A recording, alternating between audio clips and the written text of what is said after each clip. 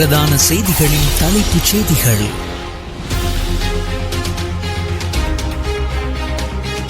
இரண்டாயிரத்தி 25 ஆண்டுக்கான உயர்தர பரீட்சைகள் எதிர்வரும் நவம்பர் மாதம் ஆரம்பமாகும் என பரீட்சைகள் ஆணையாளர் தெரிவிப்பு. அரசாங்கத்திற்கு எதிராக பேசுபவர்கள் சிஐடிக்கு அழைக்கப்படுகிறார்கள் என முன்னாள் அமைச்சர் விமல் வீரவன்ச குற்றச்சாட்டு. எசல பௌர்ணமி தினத்தை முன்னிட்டு 7677 தான சாலைகள் மீது பரிசோதனைகள் ஆரம்பம்.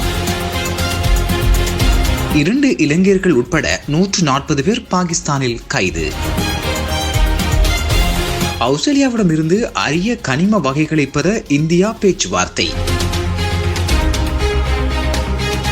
காசாவில் ஊட்டச்சத்து மருந்திற்காக வரிசையில் காத்து நின்றவர்கள் மீது இஸ்ரேல் தாக்குதல், சிறுவர்கள் உட்பட பலர் பலி.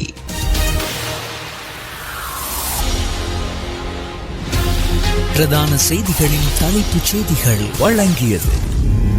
இறுதி யாத்திரைக்கு அவசரப்பட வேண்டாம். சட்டவிரோதமாக படகு மூலம் ஆஸ்திரேலியா செல்வதற்கு எவ்வித வாய்ப்பும் இல்லை. வானொலியில் சூப்பர் ஹிட் பாடல்களோடு உங்கள் ஸ்டார் FM.